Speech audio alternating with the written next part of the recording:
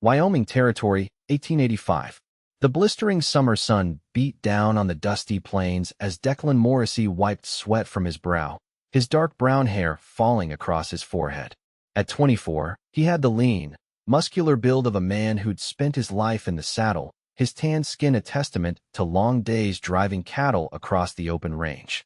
Unlike many of the older cowboys, Declan kept himself clean-shaven save for the light stubble that appeared by day's end, revealing a strong jawline and features that turned heads in every town they passed through. "Cattle's getting restless," he called to his trail boss. "Storms coming in from the west." Indeed, dark clouds loomed on the horizon, promising relief from the heat, but threatening their already tight schedule.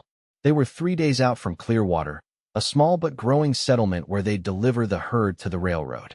Declan had never seen Clearwater, but he'd heard stories of its newfound prosperity since the silver mine opened 2 years prior. The thought of a real bed and a hot meal quickened his pace as he urged his horse forward. What he didn't know was that Clearwater held more than just comfort and payment. It held a chance encounter that would change everything. Faith O'Connor stood on the wooden porch of her father's general store, her honey-blonde hair loosely tied back with a blue ribbon that matched her simple but well-made calico dress. At 22, she managed the books for her father's business with a sharp mind that surprised the townspeople who often underestimated her. Her green eyes scanned the horizon, watching the approaching storm with concern. "Papa, we should bring in the new shipment before that rain hits," she called inside.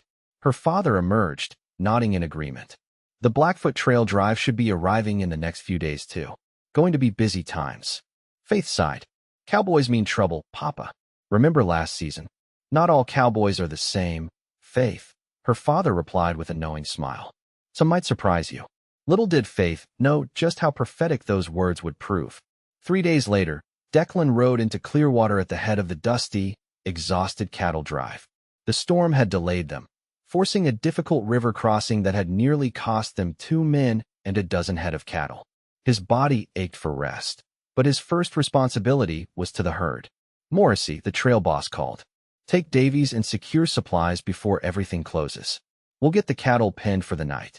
Declan nodded, grateful for the chance to stretch his legs. As he and the older cowboy made their way to the general store, the setting sun cast golden light across the town's main street. The O'Connor General Store stood prominently at the end of the road, its freshly painted sign a stark contrast to the weathered buildings surrounding it. The bell above the door jingled as they entered, and Declan's eyes needed a moment to adjust to the dimmer light inside.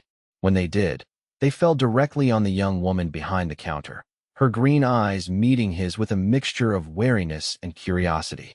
"Can I help you, gentlemen?" Faith asked, her voice steady despite her automatic caution around cowboys. Declan removed his hat, revealing the full wave of his dark hair. "Ma'am, we're with the Blackfoot Trail Drive. Need supplies for 20 men to last us until we finish business here."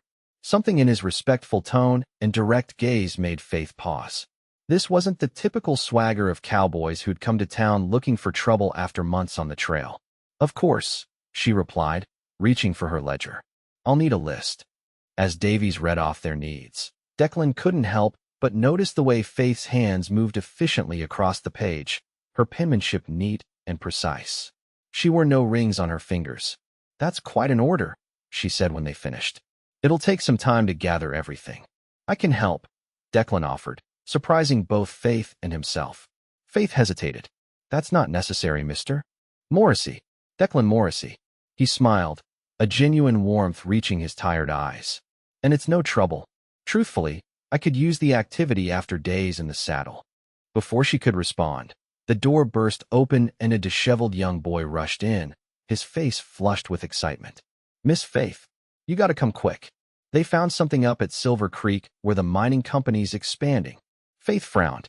"Tommy, catch your breath. What's happened?" "They were blasting and found some kind of cave. Full of old Indian things, they say. Mr. Hollister wants everyone to see before they clear it out." Declan and Davies exchanged concerned glances. The revelation of Native American artifacts being cleared out struck a chord with Declan, whose mother had taught him respect for the indigenous peoples whose lands they now occupied. "Whose land is that exactly?" Declan asked quietly. Faith looked at him with renewed interest. "It's disputed. The mining company claims it, but it's along what was once Shoshone Territory.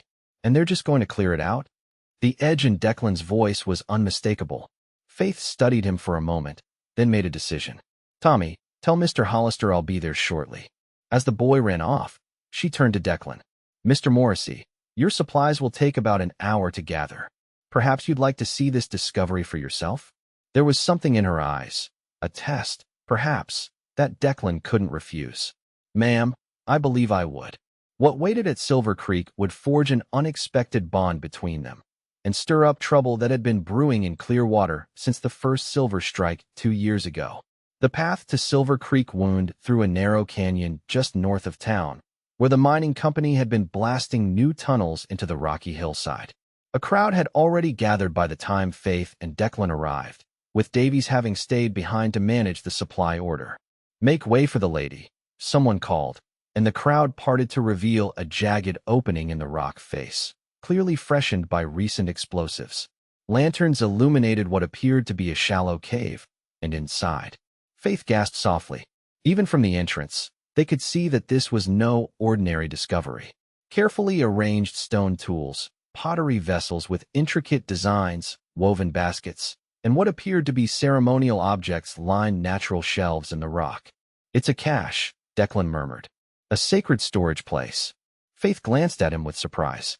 You know about such things? My mother was a schoolteacher with an interest in native cultures, he explained quietly. She taught me to respect what came before us. Inside the cave, Edgar Hollister, the mining company's foreman, was already directing men to gather items into crates. Careful with those. They'll fetch a fine price from collectors back east, Hollister called out, his voice echoing against the stone walls. Declan felt a tightness in his chest. They're looting it, he said under his breath. Faith nodded, her lips pressed into a thin line. This is how Clearwater operates now. Silver first, everything else second. Miss O'Connor. Hollister spotted them and waved them closer. Come see what progress brings us. Relics of the past, soon to make way for the future.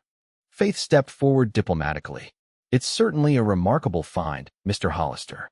Has anyone informed the Shoshone representatives in the territory? Hollister's smile faltered slightly. Now why would we do that? This land belongs to the Clearwater Silver Company now. Legal and proper. Legal by whose standards? Declan asked, unable to contain himself any longer. Hollister's eyes narrowed as he took in the stranger. And you are? Declan Morrissey. Just arrived with the Blackfoot Trail Drive. Well, Mr. Morrissey, you'd best stick to cattle and leave business matters to businessmen. Hollister turned away dismissively. We'll have this cleared by morning and resume blasting by noon. As they walked back toward town in the gathering dusk, Faith studied Declan's troubled expression. You're not what I expected from a cowboy, she admitted. What did you expect? Someone more concerned with whiskey and cards than ancient artifacts. Declan smiled faintly. There are all kinds of cowboys, Miss O'Connor, just as there are all kinds of shopkeepers. Faith stopped walking. What would you do? About the artifacts. Declan paused, considering her question carefully. The right thing would be to return them to the Shoshone. They're not just objects. They're pieces of history, possibly sacred items. There's a Shoshone delegation camped about 3 miles north of here, Faith said quietly. They come to trade every few months. Their eyes met in the fading light, an unspoken understanding passing between them. That's good to know, Declan replied carefully. Faith took a deep breath. Mr. Morrissey, would you join my father and me for supper tonight? I believe we have matters to discuss. The invitation surprised him, but Declan recognized it for what it was, not merely social, but strategic. I'd be honored, Miss O'Connor. What neither of them realized was that Tommy, the young messenger boy, had lingered behind them, listening to their conversation with wide eyes before scampering off toward the saloon where Hollister and his men were already celebrating their discovery with flowing whiskey. The seeds of conflict had been planted, and Clearwater was fertile ground for trouble. Faith's father, Patrick O'Connor, proved to be a thoughtful man with shrewd eyes that missed little. Over a simple but hearty meal of beef stew and fresh bread, Declan explained what they'd seen at the cave. Hollister's always been more concerned with profit than propriety, Patrick said, shaking his head. But this crosses a line even for him. The Shoshone would consider those items sacred, Faith added. Some might be burial objects. Declan nodded. The pottery I saw had designs I recognized from my mother's books. They're not just old, they're ceremonial. Patrick leaned forward, lowering his voice. The mining company holds considerable power in Clearwater now. They've bought the sheriff's loyalty with silver investments. Crossing them would be risky. Not crossing them might be worse, Faith countered. We've already seen how they treat the land. The creek runs silvery with mine tailings. The forest is half gone for timbers. Declan considered their words carefully. I'm just passing through with the herd. But my conscience won't let me ride away knowing those artifacts will be sold off or destroyed. Patrick studied the young cowboy, then nodded slowly. There's a Shoshone elder named White Hawk with the trading party. He speaks good English and has been coming to trade with me for years. If anyone should know about this discovery, it's him. I could ride out tomorrow, Declan offered. The herd needs a day's rest before we continue to the railhead. Faith's eyes lit up. I'll go with you. I know White Hawk. He trusts me. Faith, her father cautioned. If Hollister finds out. Then he finds out, she said firmly. Some things matter more than business, Papa. Patrick sighed, then smiled faintly at his daughter. You're your mother's daughter, through and through. He turned to Declan. You'll protect her? With my life, sir, Declan replied, the solemnity in his voice leaving no room for doubt. Later that night, as Declan walked back to the cattleman's camp under a star-filled sky, he found himself thinking of Faith's determined green eyes and the courage in her voice.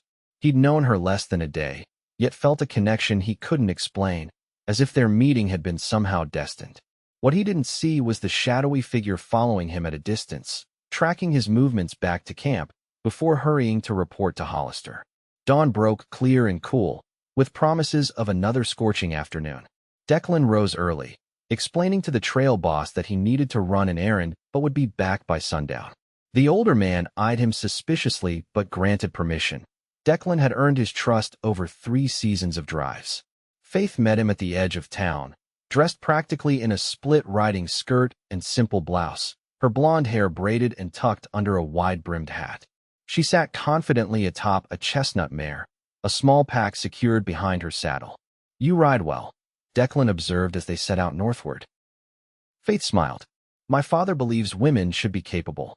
My mother rode until the day before I was born. She sounds remarkable. She was, Faith said quietly. Cholera took her 5 years ago. Declan's expression softened. I'm sorry. I lost my father to a fall when I was 16. It changes you. It does, Faith agreed. Makes you understand what matters. They rode in comfortable silence for a while, the landscape opening before them into rolling hills dotted with sagebrush and occasional stands of pine. The morning air carried the scent of earth and grass, cleaner than the town with its coal fires and mining dust. Tell me about yourself, Faith said eventually. What brings a thoughtful cowboy to Clearwater? Declan laughed softly. Just following the herd. I've been with Blackfoot Trail for 3 seasons now, saving for a place of my own someday. A ranch, a small one, nothing grand. Just enough land to run some cattle, grow some crops. He glanced at her. What about you? Always been in Clearwater. Faith nodded. Born and raised. Though it's changed these past few years. The silver brought money but took something else away. The soul of the place? Declan suggested. Faith looked at him appreciatively. Exactly that. Before the mine, we lived alongside the land. Now we tear into it without thought. As they crested a hill, they spotted a cluster of lodges in the valley below. Smoke rose from cooking fires, and horses grazed in a natural meadow nearby. The Shoshone encampment was modest but well-organized, with about 15 conical lodges arranged in a semicircle. How will they receive us? Declan asked. With caution at first, Faith replied. But White Hawk knows me, and they value honesty. They approached slowly, making no attempt to conceal their arrival. A group of children spotted them first, calling out and pointing. Soon, several men emerged from the camp, watching their approach with reserved expressions. Faith raised her hand in greeting as they neared. An older man with long gray hair stepped forward, his face weathered but his eyes sharp and clear. Faith O'Connor, he said, his voice strong despite his years. It has been many moons. White Hawk, Faith greeted him respectfully. I bring news you should hear, and a friend who believes in doing what is right. White Hawk studied Declan carefully. A cowboy with a conscience? That is worth meeting indeed. As they dismounted and were led into the camp, Declan felt dozens of eyes upon him, some curious, others wary. He understood their suspicion. Men who looked like him had brought much hardship to their people.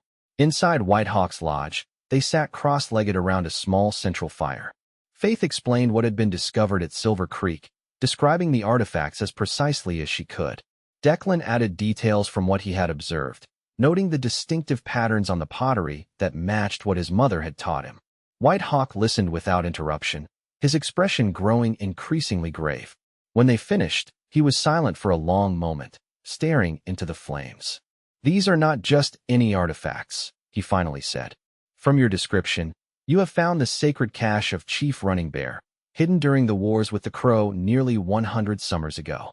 It contains medicine objects of great power and items needed for the journey to the spirit world. The mining company plans to sell them," Declan said bluntly. White Hawk nodded slowly.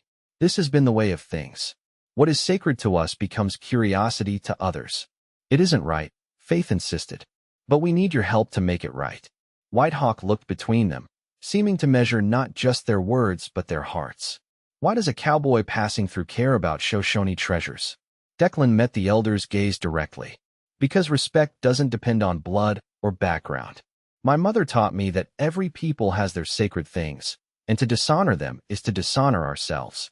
A hint of approval flickered in White Hawk's eyes. "And what do you propose?" "We need to act tonight," Declan said, "before they move everything out.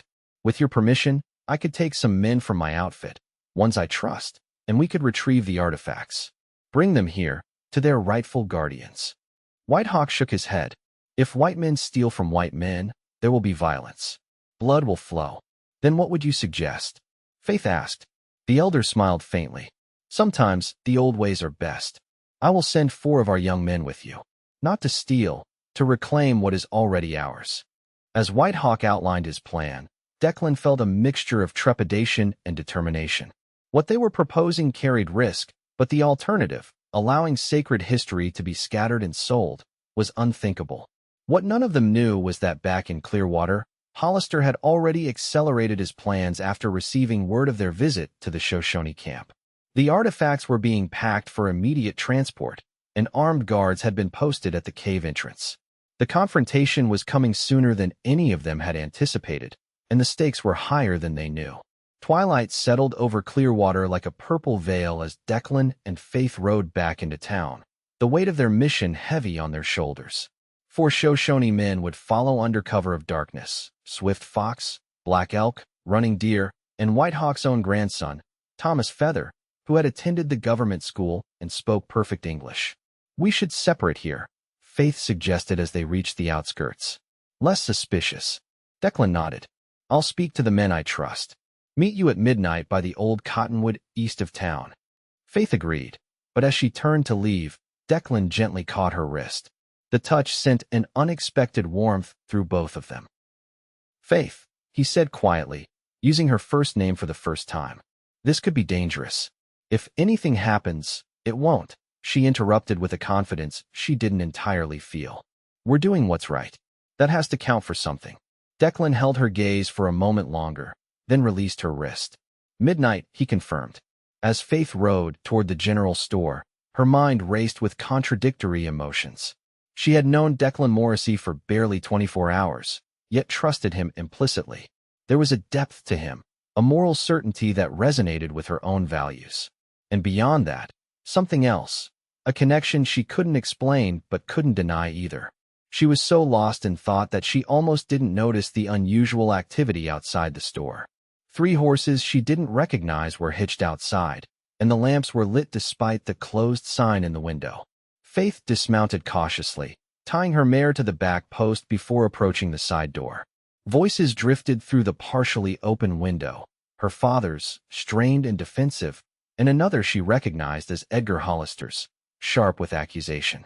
Harboring sympathies against the interests of this town, O'Connor. "We know your daughter rode out to the Shoshone camp with that cowboy." "My daughter is free to ride where she pleases," her father responded evenly. "And with whom she pleases. Not when it interferes with company business." A third voice cut in, Sheriff Wade. Faith realized with growing alarm. Since when is the sheriff concerned with company business? Patrick asked. Since maintaining order became my priority, Wade replied coldly. Those artifacts represent a significant investment opportunity for Clearwater. Stirring up the Shoshone could jeopardize everything we've built. Faith's hand flew to her mouth. They knew. Somehow, they knew what she and Declan had done. I'm warning you, O'Connor, Hollister continued. Control your daughter. The artifacts are being moved tonight. Any interference will be met with the full force of the law. Is that a threat, Hollister? Patrick's voice remained calm, but Faith could hear the steel beneath. It's a promise, the mining foreman replied. This town runs on silver now, not sentiment. Faith backed away from the window, her heart pounding. She needed to warn Declan. The timeline had changed. But she couldn't leave her father alone with Hollister and the sheriff. Torn between two urgent needs, she hesitated in the growing darkness, unaware that her decisions in the next few minutes would alter the course of many lives. Across town, Declan had gathered 3 trusted men from the cattle drive. His bunkmate Miller, a quiet Texan named Harlow, and Santiago, a skilled Mexican vaquero who had joined their outfit the previous season. All 3 had listened with growing concern as Declan explained the situation. It ain't right, Miller agreed, adjusting his worn hat. Selling off sacred items like they're no more than trinkets. The mining company won't take kindly to interference, Harlow cautioned. Santiago nodded solemnly. My people know what it is to have history stolen, amigo. I will help. Declan felt a surge of gratitude. We're not looking for a fight, just to recover what rightfully belongs to the Shoshone. And the woman? Santiago asked with a knowing smile. She is special to you, no? Declan felt warmth creep into his face. Miss O'Connor is a principled person who's doing what's right. Miller chuckled. Known her a day and already smitten. That's a record even for you, Morrissey. Before Declan could respond, a commotion from the edge of their camp drew their attention. One of the younger cowboys was hurrying toward them, his expression urgent. Morrissey, there's a lady asking for you. Says it's important. Declan stood immediately, recognizing the description of the visitor even before he saw her. Faith stood at the camp's edge, her blonde hair loose around her shoulders, her face pale in the firelight. She must have come directly from town, riding hard by the looks of her windswept appearance. They know, she said without preamble when Declan reached her. Hollister and the sheriff were at my father's store. They're moving the artifacts tonight. Declan's mind raced. How did they find out about our visit to the Shoshone? I don't know, but they're watching for any interference. My father. Her voice faltered slightly. I'm worried they might harm him if they think he's involved. Declan took her hands, surprising both of them with the gesture. We need to move now, not at midnight. Are the Shoshone already on their way? Faith nodded. They plan to approach from the North Trail after dark. We'll need to intercept them, Declan decided. And we need to ensure your father's safety. Santiago stepped forward. I can watch over her father, senor. I know how to remain unseen. Faith looked at the vaquero with grateful eyes. The store has a back entrance through the storeroom. You can observe from there without being detected. And we'll go to Silver Creek, Declan concluded. Miller, Harlow, are you still with me? Both men nodded, their expressions solemn but determined. As they quickly prepared to depart, Faith pulled Declan aside, her green eyes intense in the gathering darkness. I should have known they would have spies. This is my fault. No, Declan said firmly. You followed your conscience. That's never a fault. He wanted to say more, about how her courage had inspired him, about the connection he felt growing between them, but time was their enemy now. Instead, he squeezed her hands once before releasing them. Stay with Santiago. He'll keep you and your father safe. Faith shook her head. I'm coming with you. I know the back trails to Silver Creek better than anyone. Declan recognized the determination in her voice and knew argument would be futile. And truthfully, a part of him was relieved she would be by his side. Then we ride, he said simply. As they mounted up, none of them noticed the thin wisp of smoke rising from beyond the next hill. Smoke from a fire that shouldn't have been there, where shadows moved with purpose against the darkening sky. The night was about to become far more complicated than any of them had anticipated. Silver Creek gleamed like liquid moonlight as they approached from the eastern ridge, staying within the tree line to avoid being silhouetted against the night sky. Faith led them along a game trail she'd known since childhood, bypassing the main road entirely. From their vantage point, They could see the cave entrance was illuminated by lanterns. 2 armed guards stood watch, while several men loaded crates onto a wagon. Even from a distance, Declan could recognize Hollister's distinctive frame directing the operation. "They're almost finished," Faith whispered. "We're too late." "No," Declan replied, scanning the surroundings. "Look there, on the north slope." Faith followed his gaze to where 4 shadowy figures moved silently through the underbrush, approaching the mining operation from the opposite direction. The Shoshone had arrived. "We need to create a diversion," Declan decided. "Draw the guards away from the wagon." Miller nodded. "Harlow and I can handle that. Used to rustle cattle in our younger, less law-abiding days." "I never heard that confession," Declan said with a faint smile. "And you never will again," Harlow replied, already moving into position. Faith touched Declan's arm. "What's our part?" "We approach from the east while the Shoshone come from the north. When the diversion hits, we move to the wagon." The plan was simple but relied on perfect timing. Declan and Faith crept closer, using the natural cover of rocks and scrub brush. They were within 50 yards of the cave when a tremendous crashing sound erupted from the southern slope, followed by panicked shouts. "Stampede. Cattle coming down the hill." Miller's voice carried clearly through the night. The guards turned toward the commotion, raising their rifles nervously. Hollister barked orders, sending 3 men to investigate while he remained with the wagon. "Now," Declan whispered. They moved swiftly through the shadows, closing the distance to the wagon. From the north, the 4 Shoshone warriors emerged as well, silent as ghosts. Thomas Feather led them, his eyes fixed on the precious cargo. They had almost reached the wagon when a shout went up. "Intruders! By the wagon!" A rifle shot cracked through the night air, the bullet splintering wood inches from Faith's head. Declan pulled her behind the wagon's wheel, his heart pounding. "Take what you can," he called to Thomas Feather, who had reached the wagon from the other side. The young Shoshone nodded, already lifting a small wooden box from the cargo bed. His companions quickly joined him, each taking items while keeping low to avoid the gunfire that now erupted from multiple directions. "Stop them," Hollister shouted, drawing his own pistol. "Those artifacts are company property. They belong to the Shoshone." Faith called back, her voice strong despite the danger. Declan spotted a leather-wrapped bundle near the edge of the wagon. He reached for it, recognizing the decorative beadwork visible at one end as matching what his mother had described in her books. A sacred medicine bundle, irreplaceable and deeply meaningful. A bullet struck the wagon beside his hand, sending splinters flying. Declan grabbed the bundle and pulled back just as Hollister appeared at the end of the wagon, his pistol aimed directly at them. "Drop it, cowboy," the mining foreman snarled. "Or I drop you." Time seemed to slow as Declan assessed their options. The Shoshone had already disappeared into the darkness with several artifacts. Miller and Harlow were nowhere to be seen, likely maintaining their diversion on the southern slope. It was just him and Faith facing Hollister's wrath. "These aren't yours to sell," Declan said calmly, despite the gun pointed at his chest. "Everything in Clearwater is mine," Hollister replied coldly, "including whatever I dig out of the ground." Faith stepped forward, placing herself partially between Declan and the gun.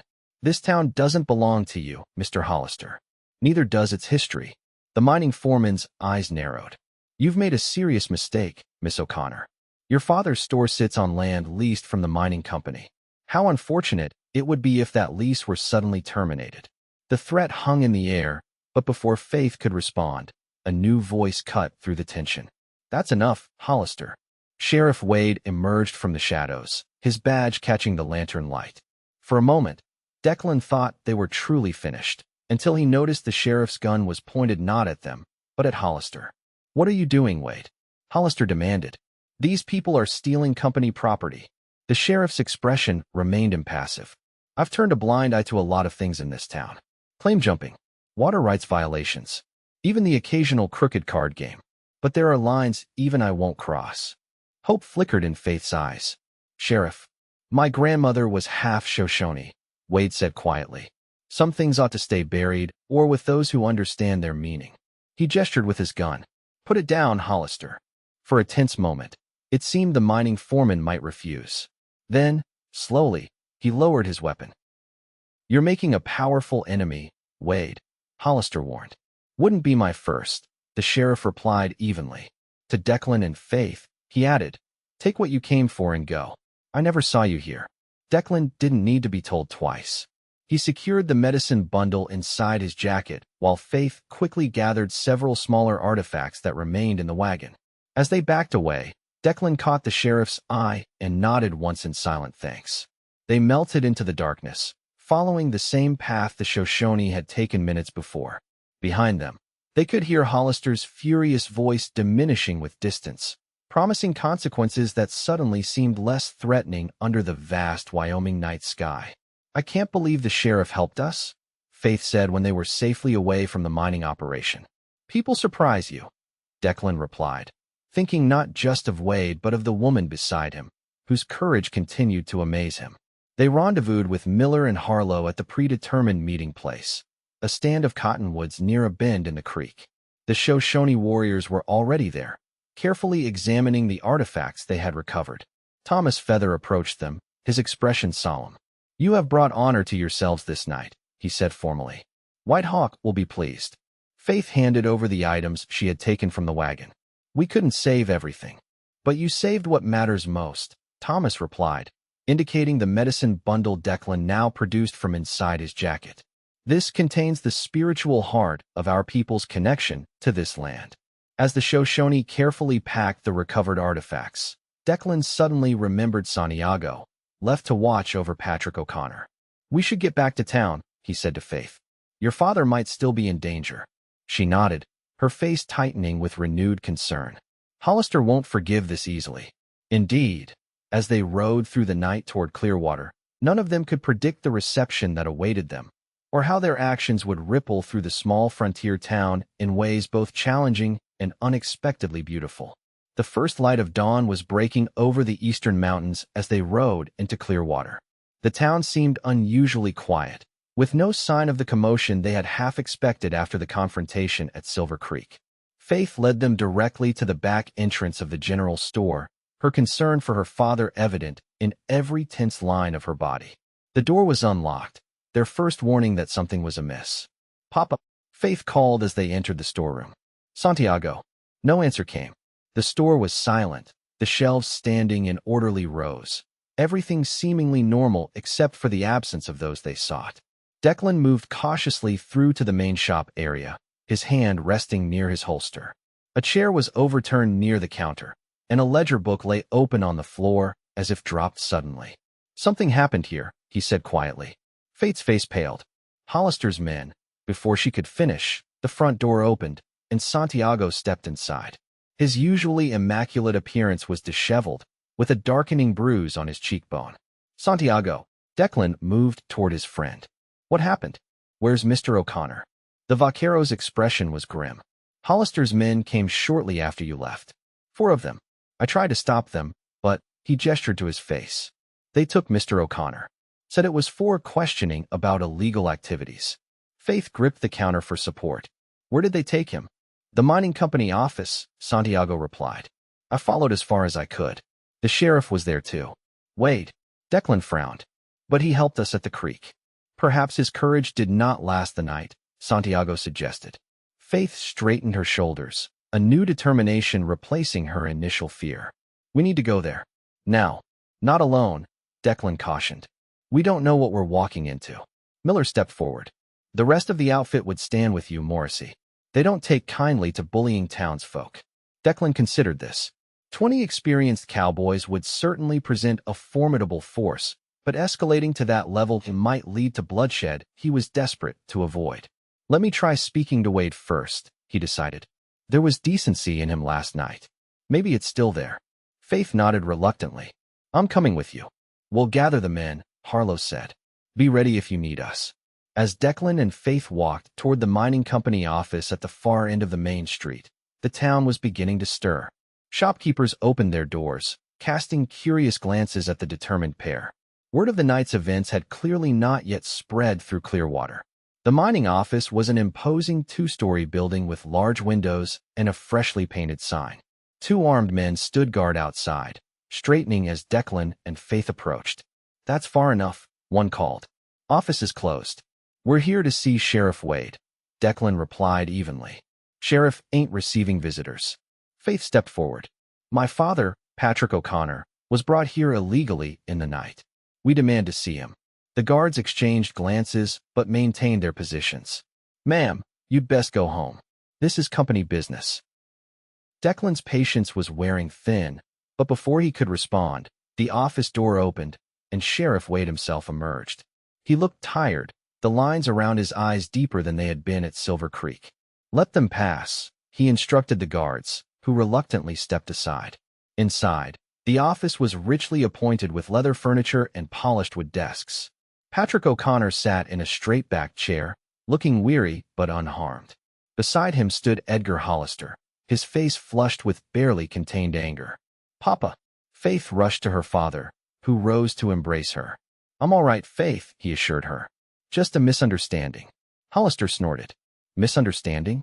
Your daughter and this drifter interfered with company operations and stole valuable property. Returned, Declan corrected firmly. We returned sacred artifacts to their rightful owners. The mining foreman's eyes narrowed. You cost this town a fortune, cowboy. Those artifacts could have brought investors, museums, collectors. They weren't yours to sell. Faith interrupted. And you know it. Sheriff Wade cleared his throat.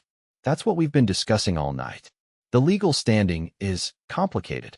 Patrick O'Connor straightened, his dignity intact despite his ordeal. There's nothing complicated about it, Sheriff.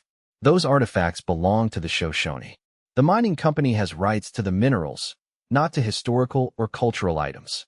The law says, Hollister began. The law says what men decide it says. Patrick cut him off. And in this case, the territorial governor might be very interested to hear how a mining operation is expanding beyond its legal boundaries. Declan glanced at the older man with newfound respect. Beneath the shopkeeper's mild manner lay a shrewd mind and a backbone of steel. Hollister's face darkened further. Are you threatening me, O'Connor? I'm stating facts, Patrick replied calmly. My store has served as the territorial post office for 15 years. The governor and I correspond regularly on matters affecting commerce in this region. A tense silence followed this revelation. Sheriff Wade rubbed his jaw thoughtfully. Seems to me, the sheriff finally said, that we have a situation requiring compromise. What kind of compromise? Declan asked cautiously. The mining company withdraws any claim to the artifacts, Wade suggested. In return, there's no report to the governor about possible boundary violations. Hollister spluttered. That's reasonable, Wade finished firmly. And final. The mining foreman glared at each of them in turn, calculating his options. Finally, his shoulders slumped slightly in defeat. Fine. The artifacts are worthless trouble anyway. And Mr. O'Connor's store? Faith pressed. His lease remains unchanged, Wade assured her. In writing, he added, with a pointed look at Hollister, who grudgingly nodded. As they left the mining office a short while later, legal document in hand guaranteeing the store's lease for 10 years, Faith felt a weight lift from her shoulders. The morning sun had fully risen, bathing Clearwater in golden light that seemed to promise new beginnings. You were magnificent, she told her father, who smiled tiredly. I've been saving that particular card for an emergency, he admitted. My friendship with Governor Warren isn't something I advertise. Declan walked beside them, his own relief evident. I'm sorry you were dragged into this, sir. Patrick waved off the apology. I've watched Hollister change this town for 3 years. It was time someone stood up to him. He glanced between Declan and his daughter. You two make a formidable team. Faith felt warmth rise to her cheeks, suddenly very aware of Declan's presence beside her. There had been no time during the night's adventures to examine the feelings growing between them, the trust, the admiration, and something deeper taking root. I should check on the herd, Declan said reluctantly. The trail boss will be wondering where half his men disappeared to. Of course, Faith replied, trying to mask her disappointment. You'll be moving on soon. The reminder that Declan was just passing through cast a shadow over their victory. In 2 days, perhaps 3, he would be gone with the cattle drive, continuing on to the next town, the next job. Patrick, observing the exchange with knowing eyes, cleared his throat. Mr. Morrissey, I hope you'll join us for dinner tonight. A proper thank you for your help. Declan's face brightened. I'd be honored, sir. As they parted ways at the store, Declan lingered a moment longer. Faith, he said softly, What we did last night. I've never felt more right about anything. She met his gaze, seeing in his eyes the same certainty she felt. Neither have I. The connection between them hummed like a taut wire, vibrant with possibility. But the reality of his imminent departure remained, unspoken yet unavoidable between them.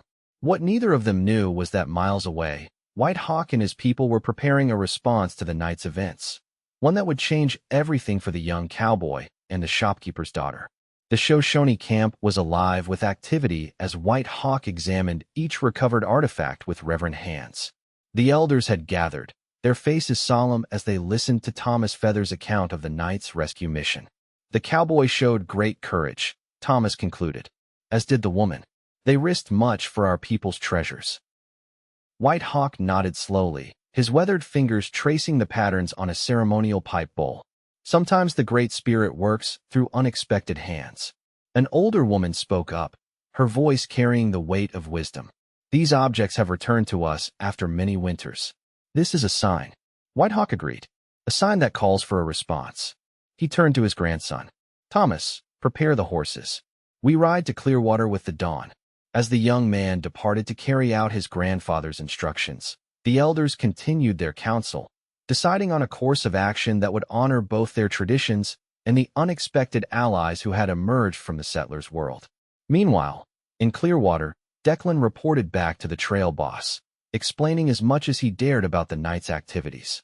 The older man listened with a mixture of exasperation and grudging respect. Involving yourself in local matters is risky business, Morrissey, he warned, especially when you're just passing through. Declan nodded. I know, sir, but some things you can't ride past. Like a pretty shopkeeper's daughter, the trail boss suggested with a knowing smirk. Declan didn't deny it. She's exceptional. The older man sighed. We move out tomorrow at noon. The railroad's expecting this herd, and we've already delayed a day. The timeline hit Declan like a physical blow. One day? He had 1 day left in Clearwater. 1 day with faith before duty called him back to the trail. That evening, he arrived at the O'Connor home freshly bathed and wearing his best shirt, his dark hair still damp and neatly combed. Patrick welcomed him warmly, and the simple house behind the store proved to be comfortable and well-appointed, reflecting the family's modest prosperity. Faith appeared in a blue dress that brought out the color in her eyes, her blonde hair arranged in a style more elegant than the practical braid she'd worn during their adventure. The sight of her stole Declan's breath momentarily. You look beautiful, he said simply. Her smile lit her entire face. And you clean up well for a cowboy, Mr. Morrissey. Dinner was a pleasant affair, with Patrick sharing stories of Clearwater's early days and Faith occasionally adding details or gentle corrections. Declan found himself wishing the evening could stretch indefinitely, aware of each passing minute bringing him closer to departure. After the meal, Patrick excused himself with a transparent pretext about inventory, leaving the young couple alone in the small parlor. Through the open window, the sounds of the town drifted in, piano music from the saloon, occasional laughter, the distant lowing of cattle. I leave tomorrow, Declan said, breaking the comfortable silence that had fallen between them. Faith nodded, her eyes reflecting the lamplight. I know.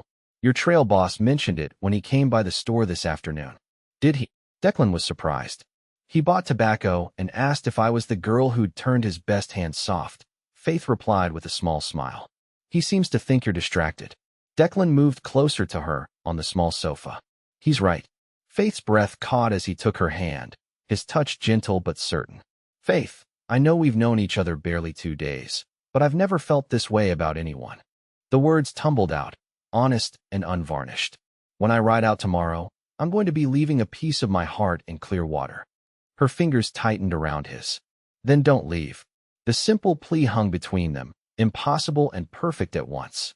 I've given my word, he said reluctantly. The herd needs to reach the railhead, and the outfit is already short-handed. Faith nodded, understanding despite her disappointment. Of course, promises matter. But I could come back, Declan continued, after we deliver the herd. It's only another week to the railhead, and then... Hope kindled in her eyes. And then I could return, if you'd want me to. Faith moved closer, her decision made. I would want that very much, Declan Morrissey. The use of his full name on her lips seemed to seal something between them. Declan leaned forward, closing the distance slowly, giving her every chance to pull away. Instead, Faith met him halfway, and their lips came together in a kiss that felt like a promise, tender at first, then deepening with the emotion they'd built through shared danger and purpose. When they finally parted, both slightly breathless, Declan rested his forehead against hers. 1 week, he promised. I'll be back in 1 week. Faith smiled, her heart full despite the impending separation. I'll be waiting. Neither of them could have predicted how their reunion would unfold, or that it would come much sooner than they planned, catalyzed by events already set in motion by White Hawk and his people. Dawn broke clear and golden over Clearwater, the kind of perfect summer morning that seemed designed to make departure even more difficult. Declan joined the cattle drive preparations with a heavy heart, going through the motions of checking saddle gear and provisions while his thoughts remained with Faith. Miller nudged him as they worked. You look like a man attending his own funeral, Morrissey. Just focused on the job, Declan replied unconvincingly. Sure, Miller drawled. Nothing to do with a certain blonde shopkeeper. Declan didn't bother denying it.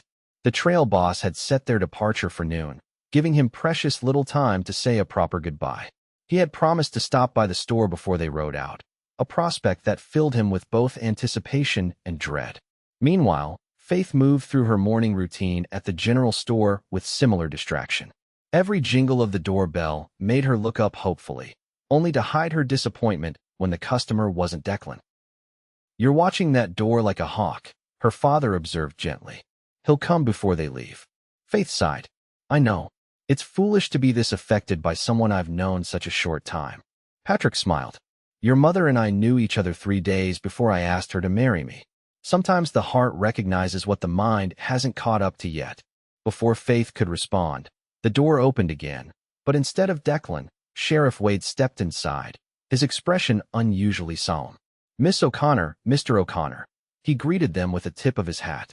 You might want to come outside. We have visitors. Faith exchanged a puzzled glance with her father before following the sheriff onto the porch. What she saw made her stop in her tracks. Riding slowly down Clearwater's main street was a procession of Shoshone on horseback, led by White Hawk himself. Behind him came Thomas Feather and the other young men who had helped recover the artifacts, along with a dozen more tribal members. They wore ceremonial attire, feathers and beadwork catching the sunlight as they advanced with quiet dignity. The town had come to a standstill. Shopkeepers and customers alike emerged to watch the unusual spectacle. Even the saloon emptied, men standing with drinks forgotten in their hands. At the edge of town, Declan and the cattle drive outfit had also paused their preparations, drawn by the commotion.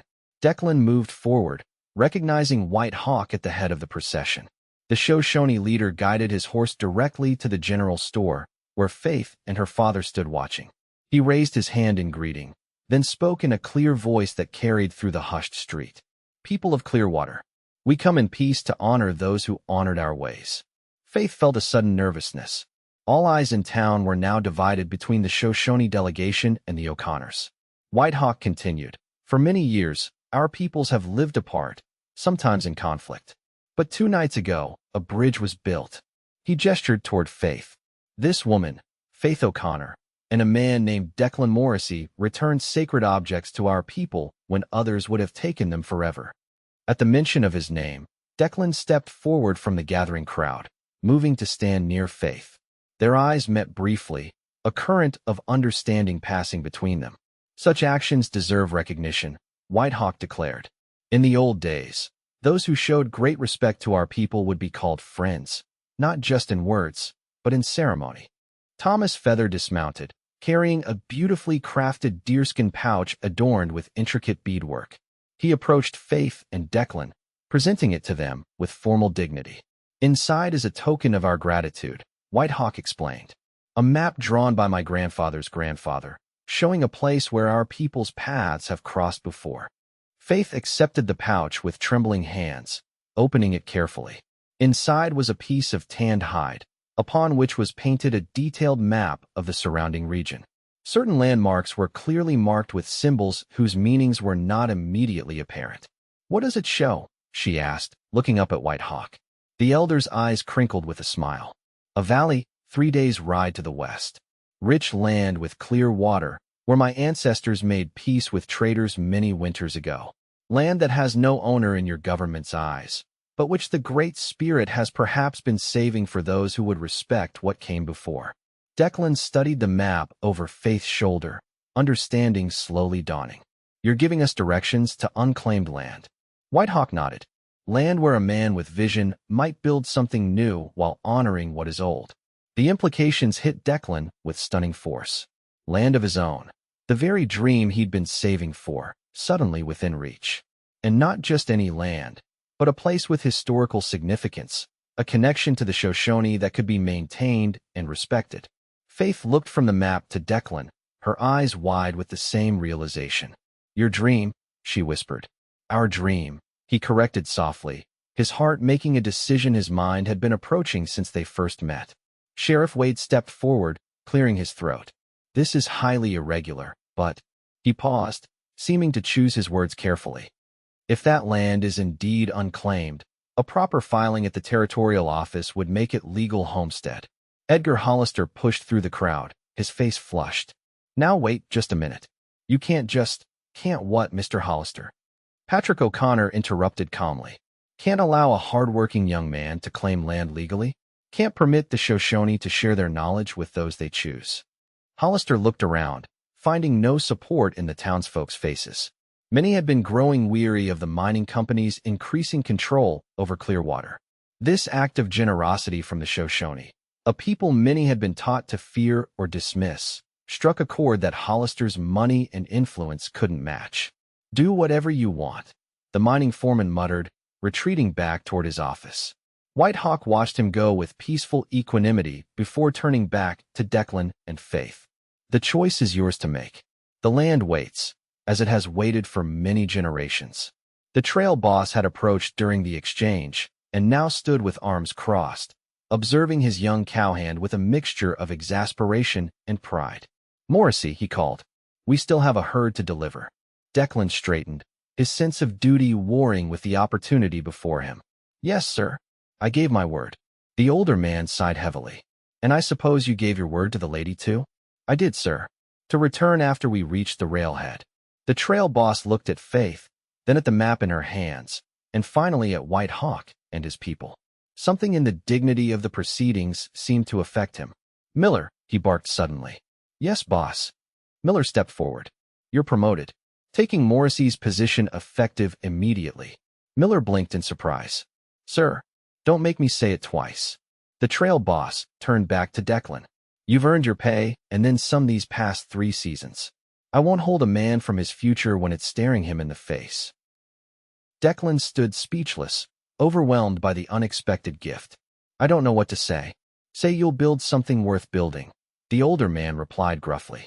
And maybe have room for an old trail boss to visit when these bones get too tired for the drive. Emotion tightened Declan's throat. Anytime, sir. Faith stepped closer to Declan, her hand finding his as naturally as if they'd been holding on to each other for years instead of days. The connection between them, forged through shared danger and purpose, had grown into something neither could deny. What do you think? She asked softly. About the land? Declan looked from the map to Whitehawk, and finally to Faith, whose green eyes held a future he suddenly wanted more than anything. I think, he said carefully, that I'd need a partner. Someone with a good head for business. Someone brave enough to stand up for what's right, even when it's difficult. Faith's smile bloomed slowly. I might know someone who fits that description. Would she consider joining a former cowboy and building something new? Something that honors both our ways and theirs. He nodded toward Whitehawk. Patrick O'Connor stepped forward, placing a hand on his daughter's shoulder. She would have my blessing, he said warmly. Though I'd miss her terribly. Faith's eyes glistened with tears. Papa, your mother always said you were meant for more than just this store, Patrick continued. I think she'd approve of this path. Whitehawk, observing the exchange with patient wisdom, spoke again. The valley has space for many lodges. Perhaps a trading post would prosper there, where Shoshone and settler could meet in peace. The idea expanded in Declan's mind. Not just a ranch, but a meeting place, a trading post where commerce could occur with fairness and mutual respect. A place where Faith's business acumen would be as valuable as his knowledge of cattle and horses. Faith O'Connor, he said, suddenly dropping to one knee before her, heedless of the gathered crowd. I know we've known each other only days, but I feel like I've known your heart much longer. Would you consider building that future with me? As my wife? A collective gasp went up from the townspeople, followed by a hush of anticipation. Faith's free hand flew to her mouth, her eyes wide with surprise and joy. Yes, she whispered, then louder. Yes, Declan Morrissey. I will. As he rose to embrace her, the crowd erupted in cheers and applause. Even the Cowboys let out whoops and hollers of approval. White Hawk nodded in satisfaction, as if this outcome had been written long before any of them had recognized it. In that moment, under the clear Wyoming sky, with the town of Clearwater bearing witness and the Shoshone offering their blessing, Declan and Faith sealed their commitment with a kiss that promised not just love, but partnership, respect, and a shared vision for the future. 3 months later, as autumn painted the western landscape in gold and crimson, a small trading post took shape in the valley marked on White Hawk's map. Built with the help of both settlers and Shoshone hands, it stood as physical proof that cooperation was possible even in a time when such alliances were rare. Declan and Faith Morrissey had married in a ceremony that blended Christian tradition with Shoshone blessing, with Patrick O'Connor giving his daughter away and White Hawk offering a prayer in his native tongue. The trail boss had indeed visited, bringing wedding gifts from the cattle outfit and stories that kept everyone entertained well into the night. Their trading post quickly became known for fair dealings with both settlers and native peoples. Faith's accounting skills and Declan's knowledge of ranching created a prosperous enterprise that served as neutral ground in an increasingly divided territory. Their home, built adjacent to the post, was a place of warmth and welcome for travelers of all backgrounds. On a crisp October evening, as they sat on their porch watching the sunset paint the valley in breathtaking colors, Faith leaned against her husband's shoulder. "Do you ever regret it?" she asked. "Leaving the trail for this?" Declan's arm tightened around her. Not for a single moment. He placed his free hand gently on her stomach, where the first signs of their child's growth were beginning to show. "Everything I've ever wanted is right here." Faith smiled, covering his hand with her own. The Shoshone believe that every child is born with gifts from the ancestors. White Hawk says our baby will carry the spirit of bridge building, of connecting worlds. "I believe it," Declan replied softly. "Look what brought us together. Ancient treasures finding their way home." As twilight deepened around them, a small delegation approached from the Shoshone encampment that had established itself nearby. White Hawk led them, carrying a small bundle wrapped in soft leather. Declan and Faith rose to greet their visitors, who had become not just neighbors but friends over the passing months. "We bring a gift for the child to come," White Hawk announced, presenting the bundle to Faith. "Something saved from what you helped return to us." Faith carefully unwrapped the leather to reveal a tiny necklace of polished shells and beads, clearly ancient, yet somehow timeless. "This was worn by the children of chiefs," White Hawk explained. "It carries the wisdom of many generations." Tears filled Faith's eyes as she accepted the precious gift. "We're honored beyond words." Declan, equally moved, clasped the elder's weathered hand. "Your generosity continues to humble us."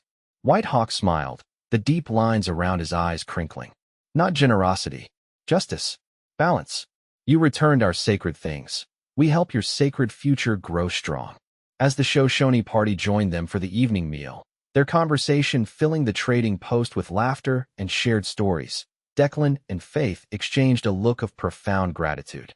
What had begun as a chance encounter during a cattle drive had blossomed into something neither could have imagined, a life bridging two worlds, building understanding where suspicion had once flourished. Their love story, born in the chaos of a midnight rescue of ancient treasures, had transformed not just their own lives, but the small corner of the Wyoming Territory they now called home. And as the first stars appeared in the darkening sky, they knew with certainty that the greatest treasures were not those buried in the earth or hidden in caves, but found in the connections between people who chose to see beyond differences to the humanity they shared. In the flickering firelight, surrounded by friends from two worlds, Declan squeezed Faith's hand, his heart too full for words. She returned the pressure, understanding without need for explanation. Together, they had found a treasure more precious than silver, more enduring than gold, A love that built bridges instead of walls. A future founded on respect for both what had come before and what was yet to be.